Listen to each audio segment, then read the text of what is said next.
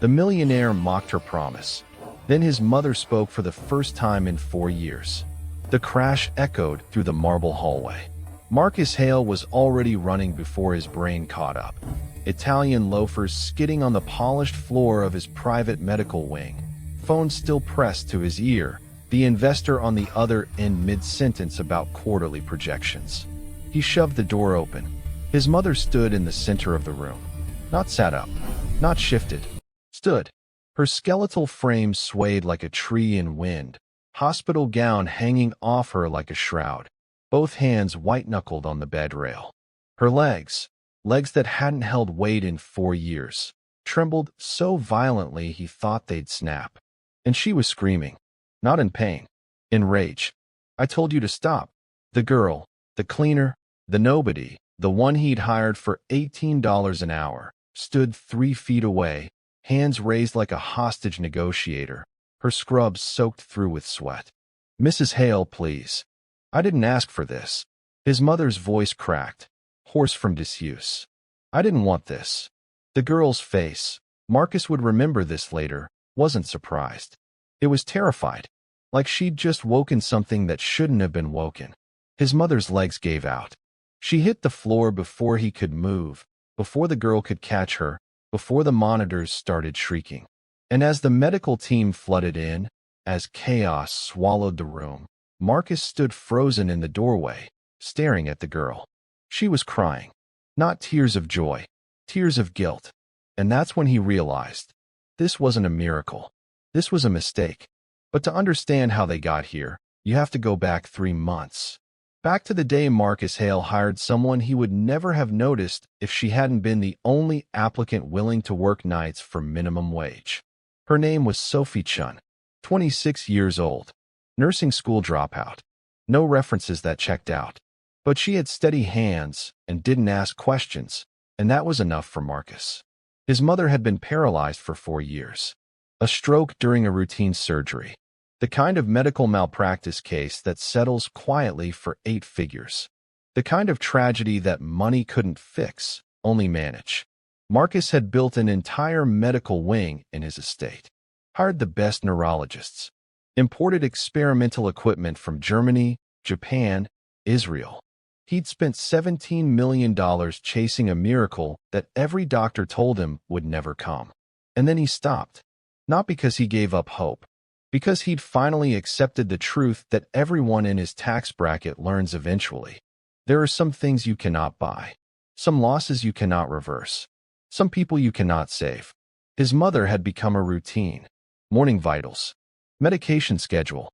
Physical therapy that maintained muscle tone but would never restore function. A life measured in increments so small they barely registered as life at all. Sophie was hired to do the work no one else wanted.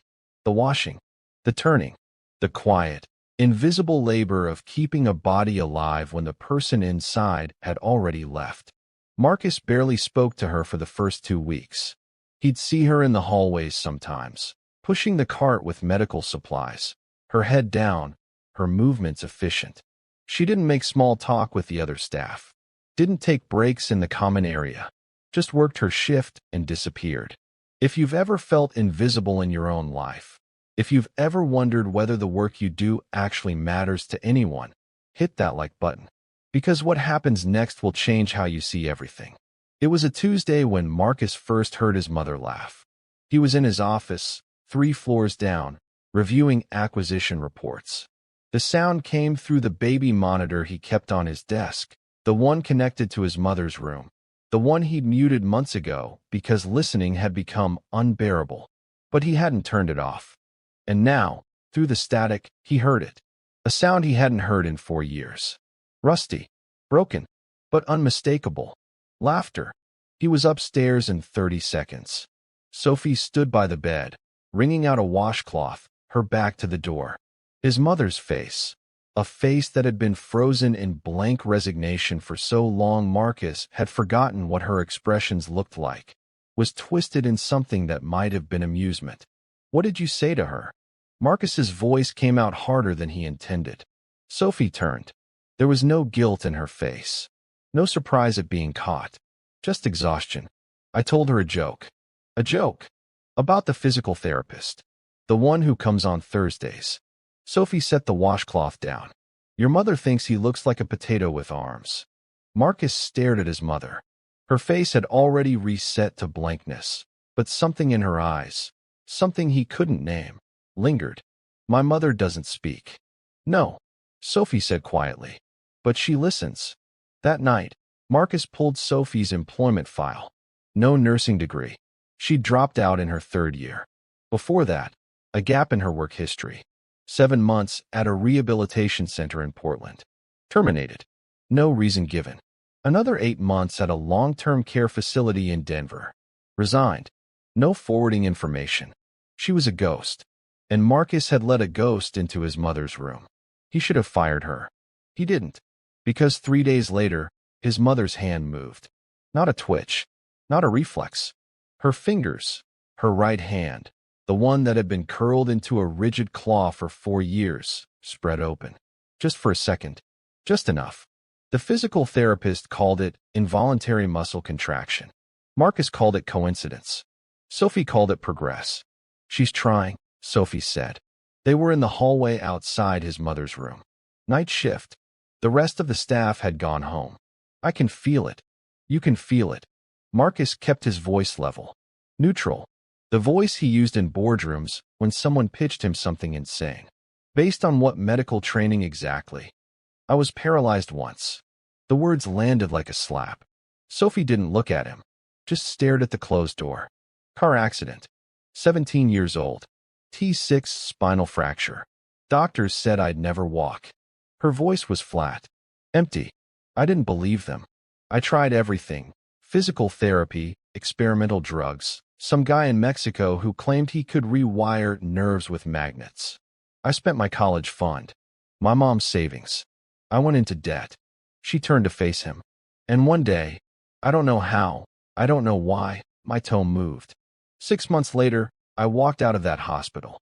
No explanation. No medical reason. The doctors called it spontaneous recovery. Marcus felt something cold crawl up his spine. So you think you can replicate it? I think, Sophie said slowly, that your mother is still in there. And I think she wants to come back. She just needs someone to show her the way. And you've done this before? Successfully? The pause was too long. I've tried. How many times? Another pause. 6. And how many walked? Sophie's jaw tightened. None of them walked. 2 of them died trying. Marcus stepped closer. Close enough to see the shadows under her eyes. Close enough to smell the antiseptic soap on her hands. So my mother is what? Experiment number 7. Your mother, Sophie said quietly, is the first one who laughed. If you're still watching, drop a comment and tell me. Would you take a chance on someone with no proof, or trust the experts who say it's impossible? Because what Marcus does next will haunt him forever. He should have fired her that night. Instead, he gave her 3 months. 3 months to prove that whatever she thought she was doing was more than delusion. More than trauma dressed up as hope. 3 months before he pulled the plug and moved his mother to a facility where professionals, real professionals, could manage her care without false promises. Sophie nodded once. No gratitude. No relief. Just acknowledgement. 3 months, she repeated. And then she went back into the room and got to work. What Marcus didn't know, what he wouldn't learn until much later, was that Sophie had already been fired from 3 hospitals for doing exactly this. For pushing paralyzed patients beyond their limits. For ignoring medical advice. For believing so hard in her own miracle that she couldn't see when she was causing harm. She'd lost her nursing license in Oregon. Used a fake credential in Colorado. Was working under a false name here. She was desperate. And desperation makes people dangerous. But Marcus didn't know that yet. All he knew was that over the next 4 weeks, his mother began to change. Small things at first. Her eyes tracked movement. She turned her head toward voices. Once, when Sophie dropped a tray, his mother flinched. The neurologist called it increased responsiveness. A good sign, he said, but not necessarily indicative of recovery. Marcus watched through the baby monitor. Every night, Sophie would wash his mother. Not the quick, Efficient cleaning the day staff did. Slow. Deliberate. Talking the entire time. Okay, Mrs. Hale. Left arm today. I know it hurts. I know you want me to stop. But we're going to move it anyway. Just a little. Just enough. His mother's face would contort. Not in pain. Marcus knew pain. This was something else. Resistance. The look of someone being dragged towards something they didn't want. Good. That's good. Now the shoulder. I'm going to lift it. Yes, I know. I know you hate this part. But your son is downstairs right now, and he thinks you're gone. He thinks you've given up. And I don't believe that. I don't believe you've given up. Sometimes his mother would make sounds. Not words. Just noise. Guttural. Anguished. Sophie never stopped. One more? Just one more. Then we're done for tonight. And then, in week 5, his mother spoke. One word. Stop. Marcus was in the room when it happened. Late evening. Sophie was moving his mother's legs through range of motion exercises, something she did every night, something that made his mother's face twist in what looked like agony. Stop. The word came out mangled, slurred, but unmistakable. Sophie froze. Marcus stood up from the chair in the corner. His mother's eyes, fully focused now, fully present, locked onto Sophie. Stop, she said again. Clearer this time. Sophie's hands were shaking. Mrs. Hale, leave me alone. The words were slow, deliberate, furious. Marcus crossed the room in 3 steps. Get out. Sophie didn't move. Get out. His voice cracked. You heard her. She doesn't want this. She doesn't want you touching her. Get the hell out of this room. Sophie looked at his mother, then at him. Her face was pale. She spoke, Sophie whispered. And she told you to stop. Marcus was shaking now. You've been torturing her for 5 weeks. Making her move when she doesn't want to move. Pushing her when every doctor has said there's no point. You think you're helping? You think you're giving her hope? You're hurting her. Mr. Hale, you're fired. Pack your things. I want you out of this house in 20 minutes. Sophie stood there for a long moment. Then she nodded once and walked out. Marcus turned to his mother. Her eyes were still open, still focused. It's okay, he said softly. She's gone. You don't have to do this anymore. His mother stared at him. And then, with enormous effort, she spoke again. Bring her back. Marcus felt the floor tilt. What? Bring her back. Each word cost her. He could see the strain in her face. I'm not done. Mom, you just told her to stop. Because it hurts. Her breathing was labored. Everything hurts. But I'm not giving up. Not again. Marcus sank into the chair. Again. His mother's eyes closed. When she opened them, they were wet. For years, she whispered. I've been awake. The whole time. Trapped. Screaming. And no one heard me. No one tried. A tear slid down her cheek. Except her. If your heart is racing right now, if you need to know what happens next, subscribe and turn on notifications. Because what comes next will destroy everything you think you know about healing. Marcus found Sophie in the parking lot. She was sitting in her car, a 15-year-old Honda with a cracked windshield, crying so hard she didn't hear him approach. He knocked on the window. She looked up, eyes red and swollen, and for a moment he saw it. The girl she must have been at 17. Broken, desperate, clinging to a miracle that made no scientific sense. She rolled down the window. My mother wants you to come back, Marcus said. Sophie wiped her face. I heard her tell me to stop. She said it hurts. She didn't say she wanted to quit. Sophie looked away. Mr. Hale, there's something you should know. I know. He'd done the research. Made the calls. Found the hospitals. The terminations. The fake credentials. I know all of it. She went very still. And I don't care. He leaned against the car. My mother spoke tonight. For the first time in 4 years. You did that. I don't know how. I don't know if it's replicable or if it's some kind of fluke. But she wants to continue. So I'm asking you, can you do this? Sophie's hands were shaking on the steering wheel. I don't know. That's not an answer. It's the only answer I have. She looked at him. I've failed 6 times, Mr. Hale. 6 people trusted me. 6 families believed me. And I couldn't deliver. What if I fail again? What if I push too hard and something breaks that can't be fixed? Then we fail together. Marcus opened the car door. But my mother is awake. And she's asking for a chance. Are you really going to tell her no? Sophie got out of the car. They walked back inside together. Over the next 6 weeks, Marcus watched his mother transform. Not quickly, not easily. Every small victory came with a cost. She learned to grip a spoon, but her hand shook so badly she couldn't get food to her mouth. She sat up unassisted. But the effort left her so exhausted she slept for 14 hours straight. She spoke in full sentences, but sometimes the words came out scrambled, her brain misfiring, and the frustration would make her weep. And through it all, Sophie pushed. Not gently, not kindly. She pushed the way someone pushes when they're drowning and pulling others down with them. Marcus saw it happening. The obsession, the way Sophie stopped eating, stopped sleeping, came in on her days off, started talking to his mother at 3 in the morning, whispering things he couldn't quite hear through the monitor. He confronted her one night. You're going to burn out. Sophie was in the therapy room, reorganizing equipment. She didn't look at him. I'm fine. You've lost 15 pounds. You have bruises on your arms from lifting my mother without help. You're not fine. Your mother stood yesterday. Sophie's voice was hollow. For 6 seconds. Unassisted. Do you understand what that means?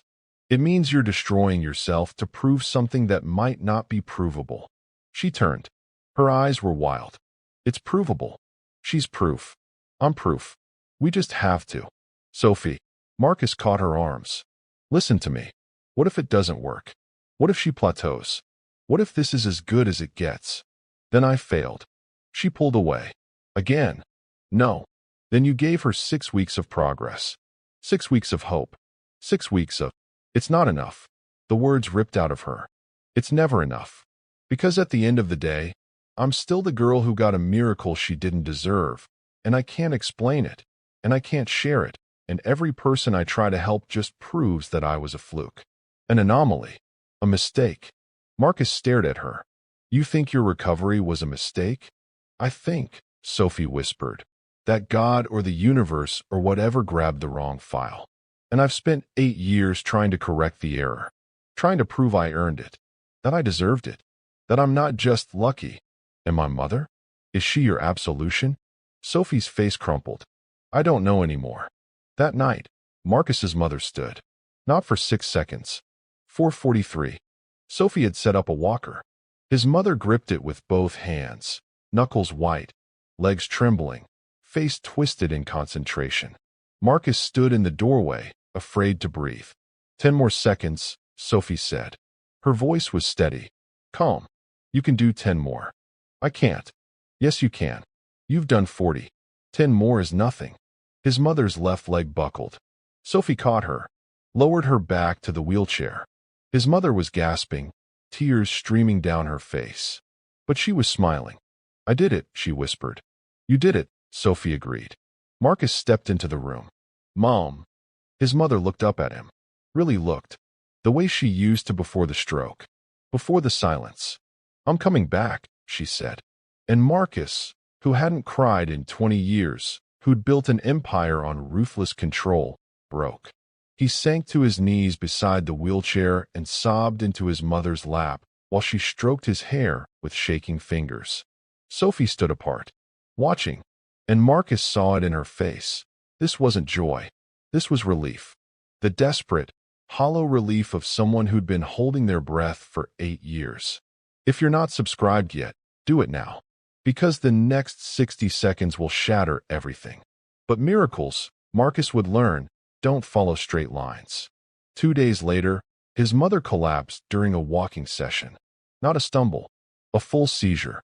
Her body went rigid, then convulsed, crashing to the floor before Sophie could catch her. The ambulance took 12 minutes.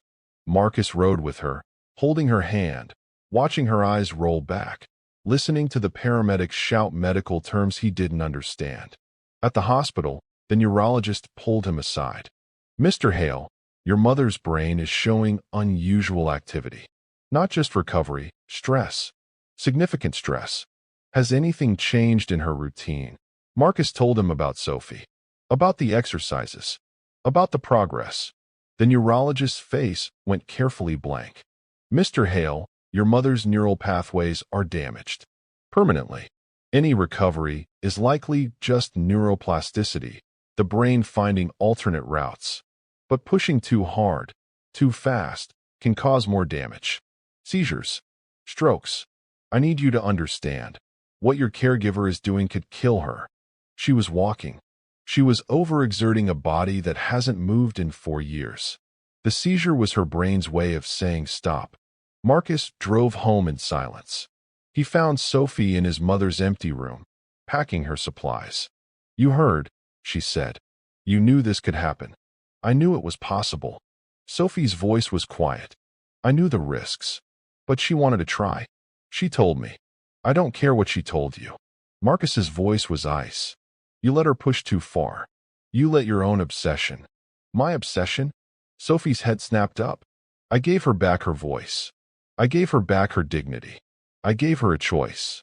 You gave her false hope. Marcus was shouting now. You made her believe she could be whole again, and now she's in a hospital bed having seizures because you couldn't accept that some things are permanent. Sophie flinched like he'd struck her. Mr. Hale, get out. His voice dropped.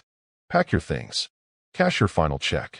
And never come near my family again. Sophie opened her mouth, closed it. Then she picked up her bag and walked out. Marcus stood alone in the room. On the table, he found Sophie's notebook, the one she'd been writing in every night. He opened it. Page after page of notes. Exercises. Observations. His mother's small victories documented with scientific precision. And at the end, a single line in handwriting that shook. If I save her, maybe I can forgive myself. Marcus closed the book. 3 days later, his mother woke up. The seizure had set her back. She couldn't sit up unassisted anymore. Her speech was slurred again. The progress, 6 weeks of agonizing progress, had evaporated overnight. Marcus sat by her bed. I'm sorry, he said. I pushed you too hard. I let her push you too hard. We should have listened to the doctors. We should have. His mother's hand moved, gripped his. Where is she? Marcus looked up. Mom, she's gone. She was hurting you. No. His mother's voice was weak but clear. She was helping me. And you sent her away. The doctors said. I don't care what the doctors said. His mother's grip tightened. For 4 years, I was a body. A thing to be managed. And she treated me like a person. Like I mattered. Like I was worth saving. You've always mattered. Have I? His mother's eyes were sharp. Accusing. You built me a room. Hired nurses. Bought machines. But you never asked me what I wanted. You never asked if I wanted to try. You decided I was broken, and you managed to break. The words hit like bullets. Sophie asked. His mother continued. Every day. Do you want to try? Are you ready? Can you do this? And some days I said no. And she listened. But when I said yes, she believed me. Marcus felt something crack open in his chest. I was trying to protect you. I know. His mother's voice softened. But I didn't need protection. I needed a chance. That night, Marcus drove to Sophie's apartment. It took him an hour to find her. She lived in a one-room studio in a neighborhood his GPS marked as high crime. The building smelled like mildew and old takeout. She answered the door in sweatpants and a shirt that hadn't been washed in days. Mr. Hale, my mother wants you back. Sophie shook her head. I can't. The seizure was a setback, not an ending. Marcus held out the notebook. She wants to try again. Slower this time. With medical supervision. But she wants you. Why? Sophie's voice cracked. Why would she want someone who almost killed her? Because you're the only one who believed she could come back. Sophie started crying. Not the quiet tears from before. Deep, wrenching sobs that shook her entire body. I don't know if I can do this, she whispered. I don't know if I'm helping or hurting. I don't know if I'm a miracle or a monster. Marcus stepped into the apartment. Neither do I, he said. But she deserves the chance to find out. Subscribe now if you want to see how this ends. Because what happens in the next 3 weeks will change everything. Sophie came back. But this time, with rules. Medical oversight. Daily check-ins with the neurologist. Hard limits on exertion. If his mother's vitals spiked, they stopped. If she showed signs of stress, they stopped. If she said stop, they stopped.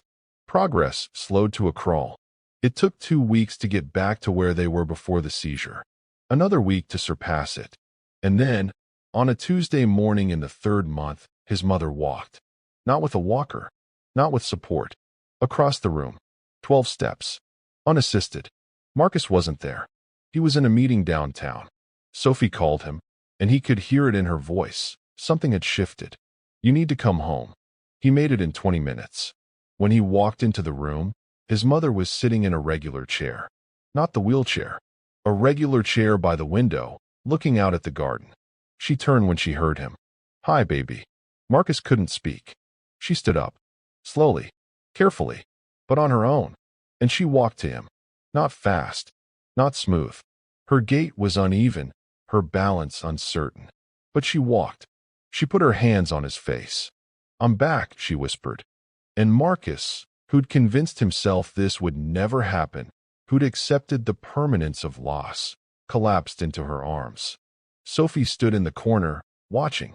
Her face wasn't triumphant. It was exhausted. Hollow. Like someone who'd just crossed a finish line they never thought they'd reach and didn't know what to do on the other side. Marcus looked at her over his mother's shoulder. Thank you, he said. Sophie nodded once. Then she turned and walked out of the room. Marcus found her an hour later in the parking lot. Same car. Same cracked windshield. She was just sitting there. He knocked on the window. She didn't roll it down this time. Just looked at him through the glass. He opened the door anyway. Where are you going? I don't know, Sophie said. Away. My mother wants to keep working with you. She wants. Your mother walked, Mr. Hale. She's recovered. She doesn't need me anymore. What about you? Marcus crouched beside the car. What do you need? Sophie's hands tightened on the wheel. I need to know if it was real, she whispered. If I actually did something. Or if she would have recovered anyway. And I was just there. Marcus stared at her. You're serious. I've been chasing this for 8 years. 8 years trying to prove my recovery wasn't random. That I didn't just get lucky. And now your mother walks, and I still don't know. I still can't explain it. I still can't replicate it on demand. She looked at him. What if I try again with someone else and they die? What if your mother was the exception? What if I'm just a parasite feeding off other people's pain to validate my own existence? Sophie, I need to go. She reached for the ignition. Please, just let me go. Marcus stepped back. She started the car, then paused. Can I ask you something? Anything. If you could go back to before I started working with your mother, knowing everything that happened, the progress, the seizure, the risk, would you still let me try? Marcus thought about it. Really thought. Yes, he said finally. Why? Because she's alive again. Really alive. Not just breathing. And that's worth the risk. Sophie nodded slowly. Then she drove away. Marcus never saw her again. But 6 months later, he got a letter. No return address. Postmarked from Seattle. Inside was a single piece of paper with 3 sentences. I'm working at a free clinic now. No miracles. Just care. Thank you for showing me the difference. Marcus kept the letter. And sometimes, late at night, he'd stand in his mother's room. Now just a regular bedroom. The medical equipment long gone. And watch her sleep. She walked every day now. Slowly. With a cane. But she walked. She'd started painting again. Watercolors. Her hands shook, but she didn't care. She laughed. She argued with him. She lived. And Marcus would think about Sophie. About desperation dressed as hope. About the fine line between healing and harm. About the miracles we force into being and the cost of believing when everyone else has stopped. His mother had asked for a chance. Sophie had given it to her. And somehow, against all medical logic, it had worked. But was it Sophie? Was it his mother's will? Was it random neural plasticity that would have happened anyway? Marcus didn't know. And the not knowing haunted him. Because if it was Sophie, if she really had some unexplainable gift, then he'd let her walk away. Let her disappear back into obscurity. Let her keep questioning herself when she'd just performed a miracle. But if it wasn't Sophie, if his mother's recovery was inevitable, if Sophie had just been there while it happened. Then he'd allowed a traumatized woman to stake her entire sense of worth on a coincidence. Either way, someone had been abandoned. He just didn't know who. If this story moved you, if it made you think, if it made you question what we owe to the people who save us and what they owe to themselves, leave a comment. Tell me, when someone gives everything to help you and it costs them their peace, their health, their sanity, are you responsible for saving them back? Or is letting them go the kindest thing you can do? Drop your answer below. And subscribe, because stories like this, the ones that don't give you easy answers, that sit in your chest long after they're over, those are the ones that matter. And maybe, if you're struggling with something right now, if you're trying to fix something that everyone says is unfixable, if you're wondering whether hope is courage or delusion, maybe this story was for you. Maybe the question isn't whether miracles are real. Maybe the question is, if you could have a miracle, but it meant someone else had to break themselves to give it to you, would you still want it? Think about that, and I'll see you in the next one.